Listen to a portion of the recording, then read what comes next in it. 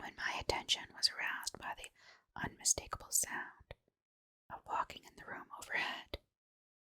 At first astonished and startled, considering the lack of response to my recent knocking at the door, I immediately afterward concluded that the walker had just awaked from a sound sleep, and listened with less surprise as the footsteps sounded on the creaking stairs. The tread was heavy, yet seemed to contain a curious quality of cautiousness, quality which I disliked the more because the tread was heavy. Hello everybody, welcome back to my channel ASMR Sleep ZZZZ or ZZZZ, depending on how you want to say it. I'm Mel, and this is another H.P. Lovecraft story.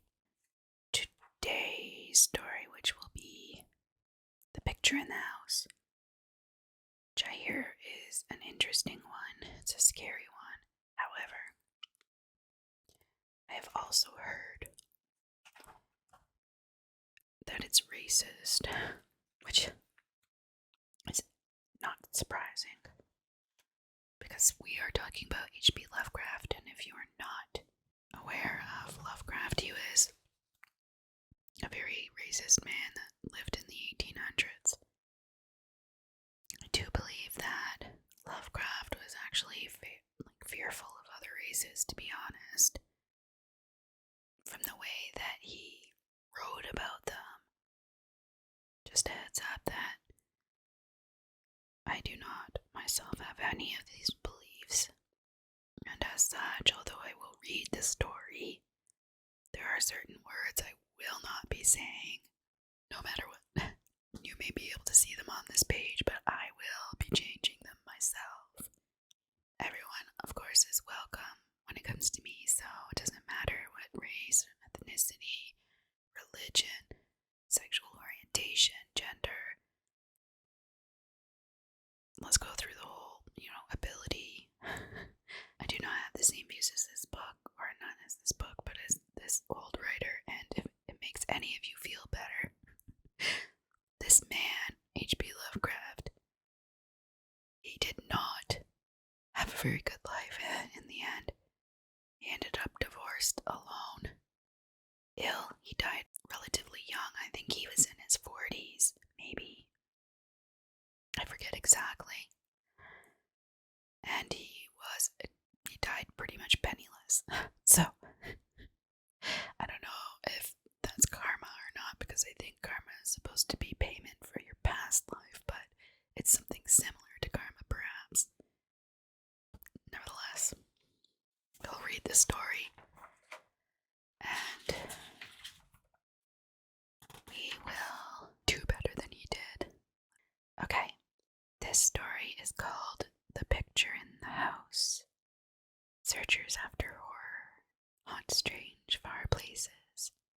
For them are the catacombs of Ptolemais and the carven mausolea of the nightmare countries. They climb to the moonlit towers of ruined Rhine castles and falter down black cobwebbed steps beneath the scattered stones of forgotten cities in Asia. The haunted wood and the desolate mountain are their shrines, and they linger around the sinister monoliths on uninhabited islands. But the true epicure in the terrible, to whom a new thrill of unutterable ghastliness is the chief end and justification of existence, esteems most of all the ancient, lonely farmhouses of backwoods New England.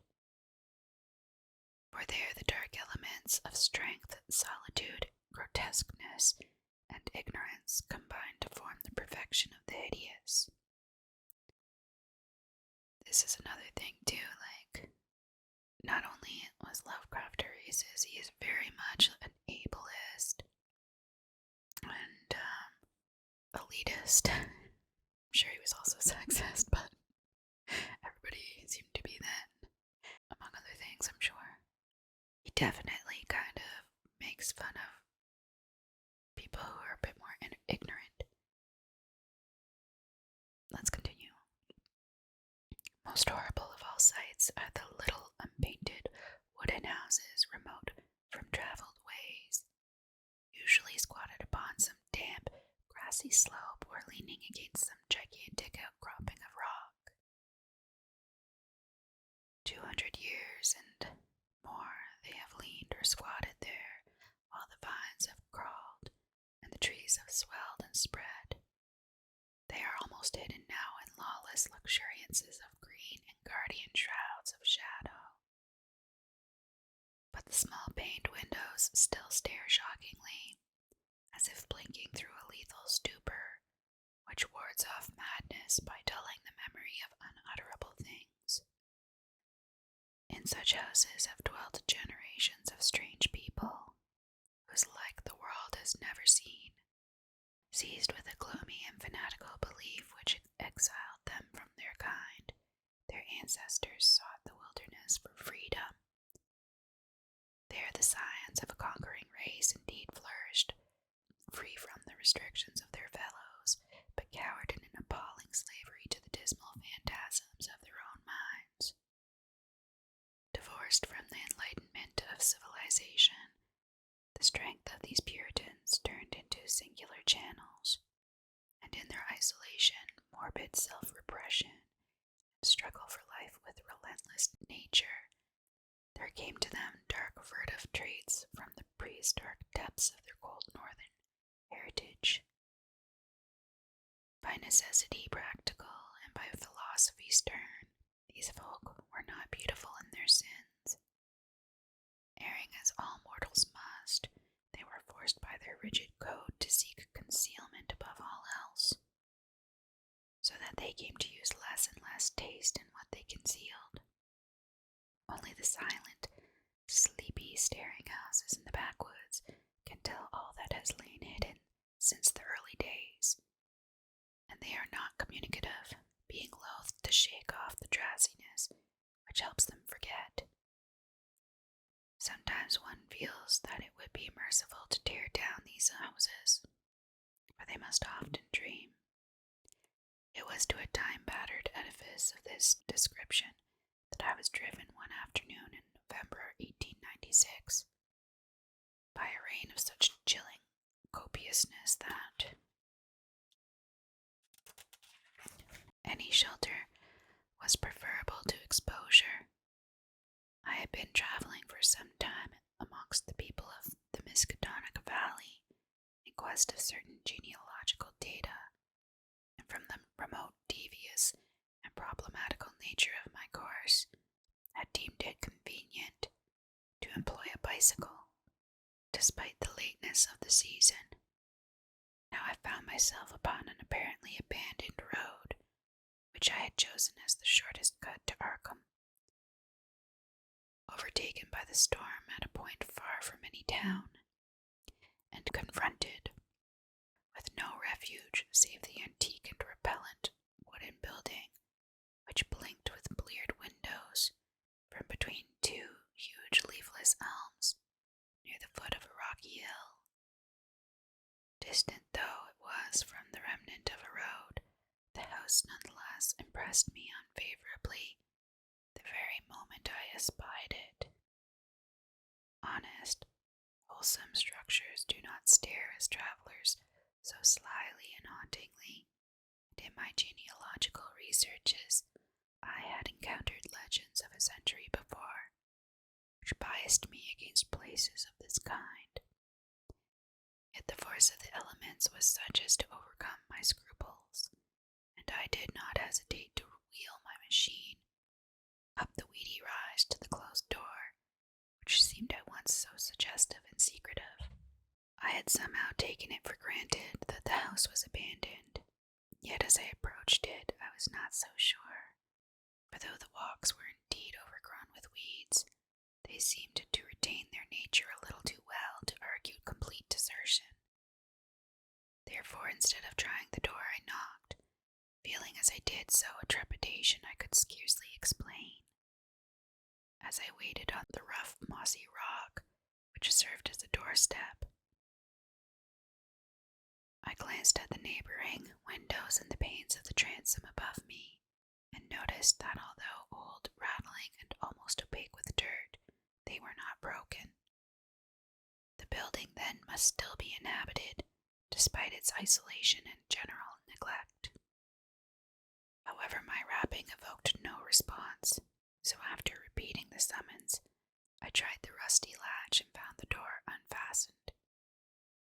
Inside was a little vestibule, with walls from which the plaster was falling, and through the doorway came a faint but peculiarly hateful odor. I entered, carrying my bicycle, and closed the door behind me.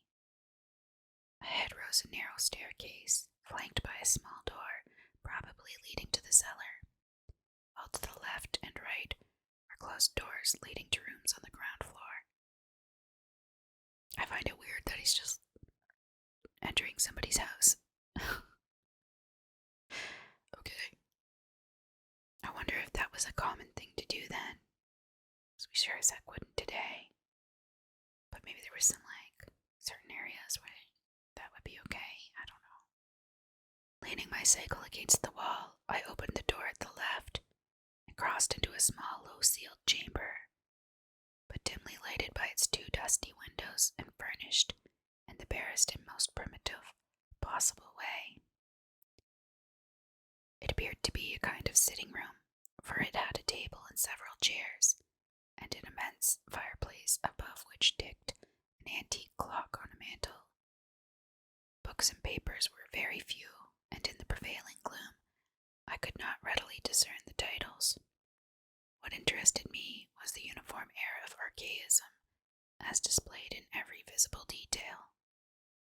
Most of the houses in this region I had found rich in relics of the past, but here the antiquity was curiously complete. For in all the room I could not discover a single article of definitely post-revolutionary date. Had the furnishings been less humble, the place would have been a collector's paradise. As I surveyed this quaint apartment, I felt an increase in that aversion first excited by the bleak exterior of the house. Just what it was that I feared or loathed, I could by no means define. But something in the whole atmosphere seemed redolent of unhallowed age, of unpleasant crudeness, and of secrets which should be forgotten. I felt disinclined to sit down and wandered about, examining the various articles which I had noticed. The first object of my curiosity was a book of medium size, lying upon the table and presenting such an antediluvian aspect that I marveled at beholding it outside a museum or library. It was bound in leather with metal fittings, and was in an excellent state of preservation, being altogether an unusual sort of volume to encounter in an abode so lowly. Wow, this guy's got serious judgment going on here, directed at a house that is providing him shelter from the storm. When I opened it to the title page, my wonder grew even greater, for it proved to be nothing less rare than Pichavetta's account of the Congo region, written in Latin from the notes of the sailor Lopez and printed at Frankfurt in 1598. I had often heard of this work, with its curious illustrations by the brothers Debray, hence for a moment forgot my uneasiness in my desire to turn the pages before me. The engravings were indeed interesting, drawn wholly from imagination and careless descriptions, and represented black people with white skin and Caucasian features. Wholly from imagination. Can you imagine if he was alive today? Or if he had time traveled to today? Oh, the horror. That's heavy sarcasm. Nor would I soon have closed the book had not an exceedingly trivial circumstance upset my tired nerves and revived my sensation of disquiet. What annoyed me was merely the persistent way in which the volume tended to fall open of itself at plate 12, which represented in gruesome detail a butcher's shop of the cannibal Anziques. I experienced some shame at my susceptibility to so slight a thing, but the drawing nevertheless disturbed me, especially in connection with some adjacent passages descriptive of antique gastronomy. I had turned to a neighboring shelf and was examining its meager literary contents. An 18th century Bible, a Pilgrim's Progress of like period, illustrated with grotesque woodcuts, printed by the almanac maker Isaiah Thomas, the rotting bulk of Cotton Mather's Magnalia Christi Americana, and a few other books of evidently equal age, when my attention was aroused by the unmistakable sound of walking in the room overhead. At first astonished and startled, considering the lack of response to my recent knocking at the door, I immediately afterward concluded that the walker had just awaked from a sound sleep, and listened with less surprise as the footsteps sounded on the creaking stairs. The tread was heavy, yet seemed to contain a curious quality of cautiousness, quality which I disliked the more because the tread was heavy. When I had entered the room, I had shut the door behind me. Now, after a moment of silence, during which the walker may have been inspecting my bicycle in the hall, I heard a fumbling at the latch and saw the paneled portal swing open again. In the doorway stood a person of such singular appearance that I should have exclaimed aloud, but for the restraints of good breeding. Isn't that a weird thing to say? Good breeding. In general, with referring to a human, we talk about animals in that way. Old, white-bearded, and ragged, my host possessed a countenance and physique which inspired equal wonder and respect. His height could not have been less than 6 feet, and despite a general air of age and poverty, he was stout and powerful in proportion. His face, almost hidden by a long beard which grew high on the cheeks, seemed abnormally ruddy and less wrinkled than one might expect, while over a high forehead fell a shock of white hair, little thinned by the years. His blue eyes, though a trifle bloodshot, seemed inexplicably keen and burning. But for his horrible unkemptness, the man would have been as distinguished looking as he was impressive. This unkemptness, however, made him offensive, despite his face and figure. Of what his clothing consisted I could hardly tell, for it seemed to me no more than a mass of tatters surmounting a pair of high, heavy boots, and his lack of cleanliness surpassed description. The appearance of this man, and the instinctive fear he inspired, prepared me for something like enmity, so that I almost shuddered through surprise, and a sense of uncanny incongruity when he motioned me to a chair and addressed me in a thin, weak voice, full of fawning respect and ingratiating hospitality. His speech was very curious, an extreme form of Yankee dialect I had thought long extinct, and I studied it closely as he sat down opposite me for conversation. "Ketched in the rain, be ye?" he greeted, glad he was nigh the house and had the sense to come right in. "I calc'late I was asleep, else I heard ye. I ain't as young as I used to be, and I need a powerful sight of naps nowadays, travelin' fur. I ain't seed many folks along this road since they took off the Arkham stage." I replied that I was going to Arkham, and apologized for my rude entry into his domicile, whereupon he continued, "Glad to see ye, young sir. New faces is scarce round here, and I ain't got much to cheer me up these days. Guess you hail from Boston, don't ye?" "I never been thar, but I can tell a town man when I see 'em. We had one for district schoolmaster in '84, but he quit sudden and no one never heard on him since." Here the old man laughed relapsed into a kind of chuckle and made no explanation when I questioned him. He seemed to be in an aboundingly good humor, yet to possess those eccentricities which one might guess from his grooming. For some time he rambled on with an almost feverish geniality, when it struck me to ask him how he came by so rare a book as Peach of Fedas, Regnum Congo. The effect of this volume had not left me, and I felt a certain hesitancy in speaking of it, but curiosity overmastered all the vague fears which had steadily accumulated since my first glimpse of the house. To my relief, the question did not seem an awkward one, for the old man answered freely and volubly. "Oh, that African book.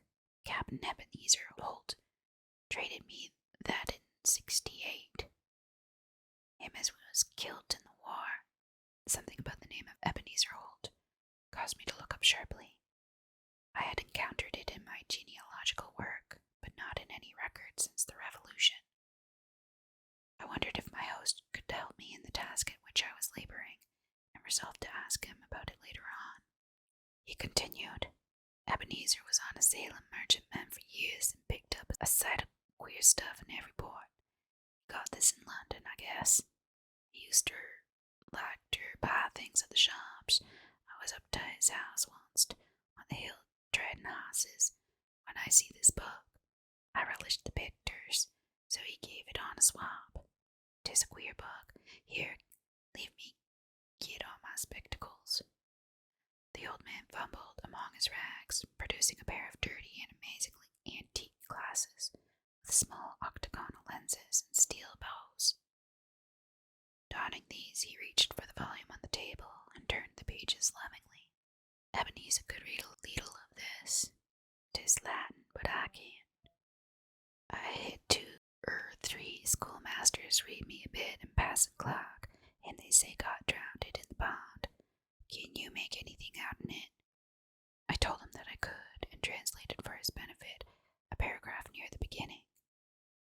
If I erred, he was not scholar enough to correct me, for he seemed childishly pleased at my English version. His proximity was becoming rather obnoxious, yet I saw no way to escape without offending him. I was amused at the childish fondness of this ignorant old man for the pictures in a book he could not read, and wondered how much better he could read the few books in English which adorned the room. This revelation of simplicity removed much of the ill-defined apprehension I had felt, and I smiled as my host rambled on. "Queer how pictures can set a body thinking. Take this on here near the front. Have you ever seen trees like that with big leaves flopping over and down? And them men, them can't be black men. They do beat all. Kinder look like Injuns, I guess, even if they be in Afriky. Some of these here critters looks like monkeys, or half monkeys and half men, but I never heard o' nothing like this un." Here he pointed to a fabulous creature of the artist, which one might describe as a sort of dragon with the head of an alligator. "But now I'll show ye the best one, over here nigh the middle." The old man's speech grew a trifle thicker, and his eyes assumed a brighter glow, but his fumbling hands, though seemingly clumsier than before, were entirely adequate to their mission. The book fell open, almost of its own accord, and as if from frequent consultation at this place, to the repellent 12th plate, showing a butcher's shop amongst the antique cannibals. My sense of restlessness returned, though I did not exhibit it. The especially bizarre thing was that the artist had made his Africans look like white men. The limbs and quarters hanging about the walls of the shop were ghastly, while the butcher with his axe was hideously incongruous. But my host seemed to relish the view as much as I disliked it. I find it weird that he finds it weird that the artist made his Africans look like white men. I'm very confused by what Lovecraft's original intention was around this. I kind of know it was like a racist intention, but I don't really understand what he finds so it's really hard to maybe it's just hard to understand certain things that he writes today in general. Because I think that it says in the beginning, let's see here, he was born in 1890. He died when? 1937. Yeah, so he was only 47 when he died. Oh, and he died in extreme pain. In case you wanted to know that. Cancer of the small intestine. Yeah, I really don't understand what he's getting at with that, but anyway. But my host seemed to relish the view as much as I disliked it. What do you think of this? Ain't never seen the like hereabouts, eh? When I see this, I telled Edmold. That's something to stir ye up and make your blood tickle. When I read in scripter about slaying like them mighty knights was slew, I kinder think things, but I ain't got no picture of it. Here a body can see all they is to it.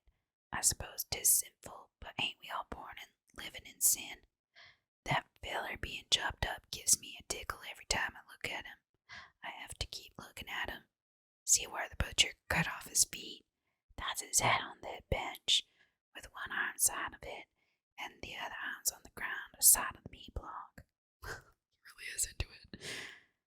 As the man mumbled on in his shocking ecstasy, the expression on his hairy, spectacled face became indescribable, but his voice sank rather than mounted.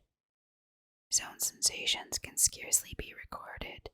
All the terror I had dimly felt before rushed upon me actively and vividly, and I knew that I loathed the ancient and abhorrent creature so near me with an infinite intensity. His madness, or at least his partial perversion. Partial perversion? I don't know if this is so partial. Seemed beyond dispute. He was almost whispering now, with a huskiness more terrible than a scream, and I trembled as I listened. As I says, 'tis queer how pictures sets ye thinking. Do you know, young sir, I'm right sot on this un here. Arter I got the book off Eb, I used to look at it a lot, especially when I'd heard Passon Clark rant o' Sundays in his big wig. Onct I tried something funny. Here, youngster, don't get scared. All I done was to look at the picture afore I killed the sheep for market. Killing sheep was kind of more fun after looking at it. The tone of the old man now sank very low, sometimes becoming so faint that his words were hardly audible. I listened to the rain and to the rattling of the bleared, small-paned windows, and marked a rumbling of approaching thunder, quite unusual for the season. Once a terrific flash and peal shook the frail house to its foundations, but the whisperer seemed not to notice it. Killing sheep was kinder more fun, but d'ye know, 'twain't quite satisfying. Queer how a craving gets hold on you.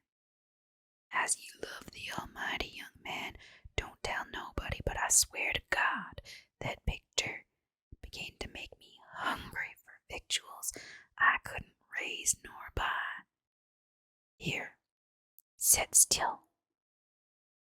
What's ailing you? I didn't do nothing, only I wondered how 'twould be if I did. They say meat makes blood and flesh and gives you new life, so I wondered if 'twouldn't make a man live longer and longer, if it 'twas more the same. But the whisperer never continued. The interruption was not produced by my fright, nor by the rapidly increasing storm amidst whose fury I was presently to open my eyes on a smoky solitude of blackened ruins.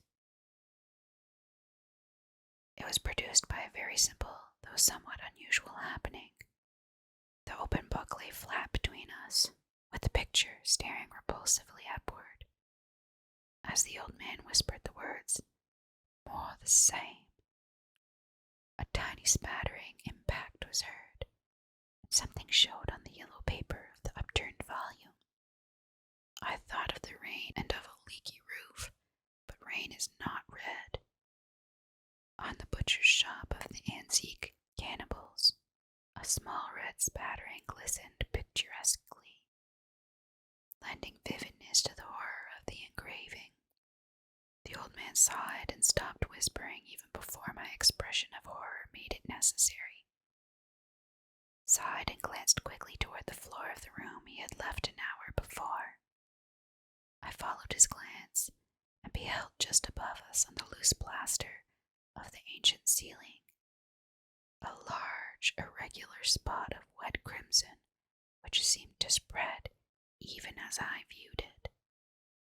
I did not shriek or move, but merely shut my eyes. A moment later came the titanic thunderbolt of thunderbolts, blasting that accursed house of unutterable secrets, and bringing the oblivion which alone saved my mind. Whoa. Dun, dun, dun.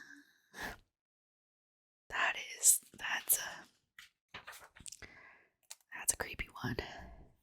I hope you enjoyed that story. It was short and interesting to say the least. Thank you so much for watching.